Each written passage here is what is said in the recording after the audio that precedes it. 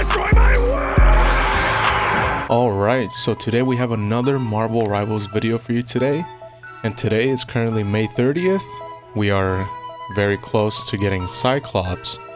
And as we approach that date, I just have some things in mind.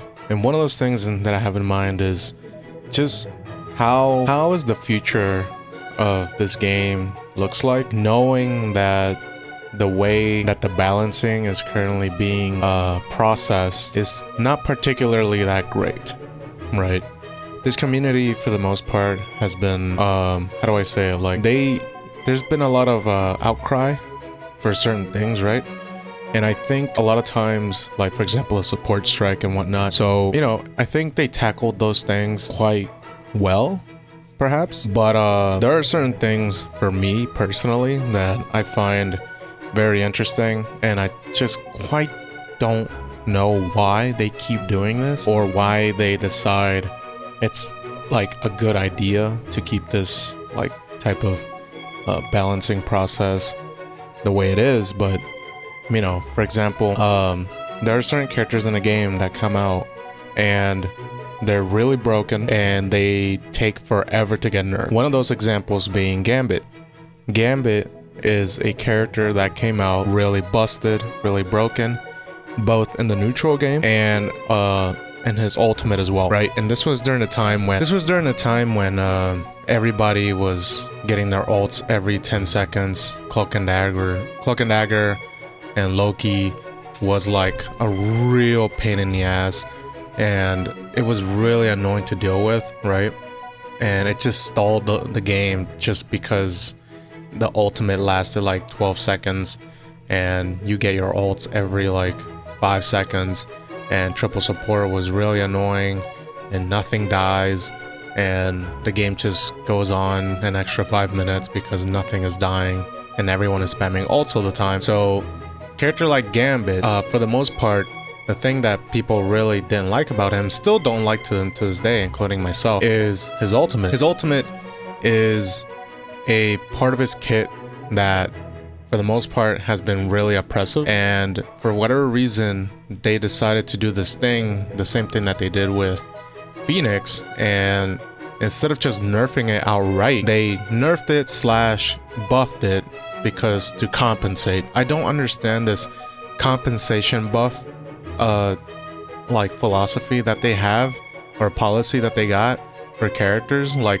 I don't understand why some characters they just straight up nerf and then they kill them, right? And then like someone like Deadpool, for example, he was really strong. Tank Deadpool was really strong, and then they nerfed his guns, and you know, it's like, okay, it was a pretty massive nerf, and then they nerfed it again, his gun damage and his attack speed and his ultimate for the gun, and now he's just borderline like not necessarily unplayable, but you don't really see that many Tank Deadpools nowadays. But you know what? It's like whatever. They nerfed Tank Deadpool, and even though I feel like at this point they kind of might have overly nerfed them, but you know, it is what it is. But then you have characters like Gambit, who has a really ridiculous neutral game, a really ridiculous ultimate, and then you nerf everything about the character except the thing that's most broken, which is his ult, right?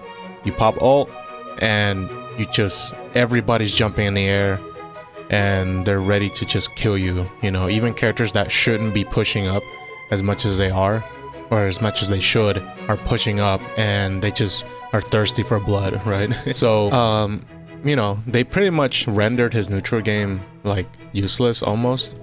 Like, his neutral game is not that scary. It's not until he pops his ult, right? The moment he pops his ult, then it's game over. It's like, well, I guess we're all just gonna get like killed, and we're gonna get aced, and you know, we're just gonna have to come back and pop our ult and kill all of them, right? Because that's just how it works. Whoever pops the ult, you know, gets the team wipe. And then you have characters like Daredevil, who again, like, they have been nerfing Daredevil almost every patch. I don't think they nerfed them this patch at all for whatever reason, but every patch before this one he was getting nerfed left and right. Very minor nerfs, right? Very minor nerfs, but they never seem to have nerfed him just enough for where he's just not as annoyingly oppressive. I think with Daredevil it's not necessarily a damage issue, it's more of like his neutral game is really strong. He has really great mobility, and he's really fast as well. And also that deflection shit is it's just so stupid. Like, why does he have a 2-second deflection that can deflect melees? Like, I never understood why you can deflect melees, like block it. It's like, oh, you can punch behind them. It's like, okay, well, most people at this point in time who have played Marvel Rivals have really high sensitivity. And like me, I play on console and all my characters have maxed out sensitivity. And if I could increase it even more, I would. But that's besides the point. Like, him having a 2-second deflection that can deflect any projectiles back at the enemy directly, like you can aim it too. It's not like Cap, where Cap, he can deflect projectiles, but it'll go in a random direction unless you have the team up with who was it? I think it was White Fox, right? White Fox or Black Cat. If you have the team up, then you can like aim it directly. But if not, it's just a random. It goes random. But yeah, it's really weird that a lot of these characters just, I don't understand. Like, they're so data driven. The data. And also, like, I think a lot of people like on Twitter and like Reddit, they've been saying this as well, where they seem to be catering more towards pro players, which is so like stupid in my honest opinion, because pro players, the whole point of pro play is to find the most broken shit in the game and exploit it to get the win. They don't care how cheesy or how stupid, annoying, or how like no skill of a team you got. They don't care. The whole point of pro play is to find the most broken shit in the game and just overly abuse and exploit it to just win the game, because that's the whole point. It's just to see who's better, right? So even if they were to like nerf Daredevil appropriately and to nerf characters like Phoenix appropriately or Gambit appropriately, pro players will still find other things to break and exploit and use anything in the game's arsenal to, you know, win the game. It doesn't matter. So it quite literally doesn't matter. They will find the next most broken thing in the game to get that win. So for them to be balancing the game based off pro play is kind of a ridiculous way of going about things. In my opinion, I think it'd be easier for them to just pick up the controller or turn on the PC or whatever and just play the game. Just play a couple matches, bro, and you will and it's like relatively easy to know what's broken and what's not. Assuming that these guys actually do play the game, it does surprise me that they're so more focused on the data, when the data, like, I don't know, like, it's just like, who cares? Like, I think the community sentiment is probably at this point more important than data. Not to say that the data is not important at all. I think it's like a reflection in a way, but I think it's better off to prioritize the sentiment of the community. Like, for example, when BP, when they said like, oh, BP is back, you know, he's back and better than ever, and all he got was like a double jump. Like, they got rid of the cooldown on his double jump when you wall climb, and everybody got really upset and mad, I think. And then they ended up, not that long after, before the update came out, they actually came out with like an emergency updated patch notes, and they buffed Cap, they buffed I think it was White Fox or whatever, and then I think they nerfed Elsa Bloodstone, and then they buffed BP, where his like spin kick or whatever, like his little spin kick, you can actually, it's like you can move it wherever, you can aim it wherever you want. And then that was like the last time they actually like took the community, like the sentiment of the community and the feedback, and they actually went ahead and you know, buffed the character, because that's what everyone wanted. And so, but as of lately, they haven't been doing that. The last time they did it was with who was it? It was White Fox. They did an emergency like patch to buff White Fox for whatever reason. That's another character that's like, honestly, like really like stupid. because of her like yeah, like she's a really ridiculous character, White Fox. If you haven't like gone into her, like if you haven't played her appropriately, like you're kind of like missing out exactly just how annoyingly broken that stupid character is. And I made a video saying like I like Black Cat's design, and I still stand by it. She is, for the most part, like now that people actually know how to play her, she is becoming more annoyingly broken. Like people are starting to realize just how good she actually is. But there's still like this thing of like, I think she does deserve a buff, whether it be a cooldown nerf. Or my bad, yeah, I think she deserves a nerf, not a buff. But I think it's more on the cooldown side of things, and maybe change her ultimate where you don't have wall hacks or something like that. Or maybe there's like a range maybe there's a range cap as to where your cards will fly towards, right? Because I think it's kind of ridiculous that you can ult as Black Cat and it'll go, the cards that she throws out will go all the way across the map and still hit you, and you have wall hacks for 11 seconds, and you can just continuously keep doing it over and over. I think there needs to be like a cap of how many there needs to be like a cap with like a range or cooldown or something like that, but I think damage wise it's fine. But yeah, this is just a video of me talking about basically like, I'm kind of worried because to be quite honest, I'm kind of getting to the point with this game where I've already spent over 1,000 hours on this game, and I'm just kind of feeling like tired of just having to constantly keep complaining about the same exact issues every season. Every season it's just me complaining about the exact same thing from last season. Why is Gambit so annoyingly broken? Why is Daredevil still so annoyingly broken? Why is Cloak and Dagger so, ridiculously annoying? Why is I don't know, it's just the same. Like even Tenacity, no one's really talking about Tenacity, but I'm gonna constantly keep bringing it up because it is really important that for people to, people realize it, but I don't think it's that big of a deal for people to be like, it's not in the priority list, but I think it is still important to bring up the problem with Tenacity, where it's just heavily weighted towards Rogue and heavily weighted towards the Thing, and tanks are we're kind of like, I'm a tank main, my main is Thor, and I only play him in rank because I feel like he's just too good for quick match. But as a tank main, I do feel like most people would much rather go triple support than to go a second tank, and that leads me into the other side of the issue with like Devil Dinosaur. People are complaining that Devil Dinosaur is too broken, and I think, unfortunately, I hate to say it, but I do think they're sort of right.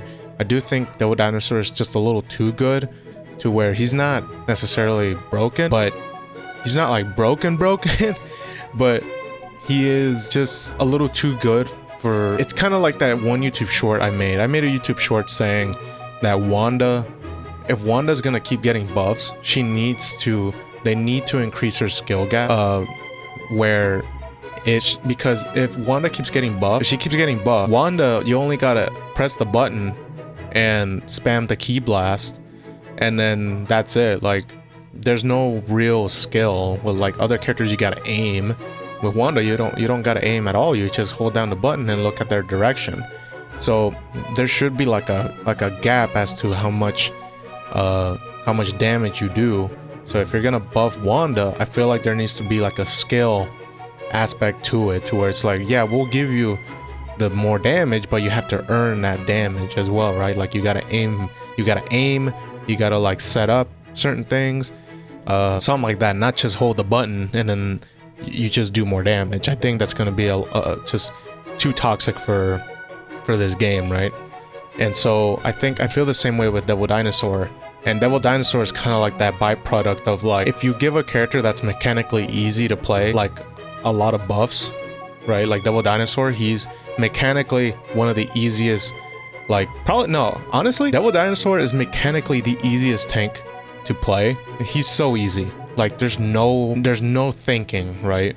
You just hold down the button, you spam your R1 after biting someone, and then you press the jump to grab somebody. You turn around, kidnap, get the kill. What? It's so easy. You press Alt and you're just spamming all the buttons or the keybinds or all you're just spamming all the buttons when you ult, and things just die, right? Things happen. There's no like real setup or anything like that. The only skill that it takes with Dino is like if they have a flying character, just shoot them down with like your laser beam, and then they go down. That, and like if someone's bleeding, you can kidnap them if you do your jump button, and then that's it. That's like the only like skill, which is not even that skillful at all. It's just part of his kit, right? So it's not even like there's no skill in using Devil Dinosaur mechanic wise. And when you have a character that's so mechanically easy to play, be this strong, it does create this like really annoying, like toxic environment. And for me, it sucks a lot because I definitely do want characters like Rogue, who are slightly more difficult to play, to be more powerful, right? And I was hoping Devil Dinosaur could somewhat be that, another tank where he's just a little bit more complicated to play. But if you master him, he's really strong, kind of like Black Cat. Like a lot of people don't like playing Black Cat because she's a little too complicated for people, but at the same time, she's really good if you do end up mastering her. So that's kind of what I want for most characters, honestly. I do feel like there should be characters that are mechanically easy to use and play, like Punisher, Wanda, right? But those types of characters shouldn't be broken or anything like that, because it's just like there's no mechanical skill in using these characters. So why should they be doing as much damage as someone like Bucky, right? Or Phoenix? But even Phoenix is just, she needs to get nerfed, right? I don't think I have to explain why. But yeah, this video is more so going over like the issues that the balancing team, like I don't understand the philosophy behind like the way they balance the game. It's really ridiculous, and I think they're taking too much time, because we know that they can pump out updates whenever they want. They've done it before. Why can't they do it with Blade?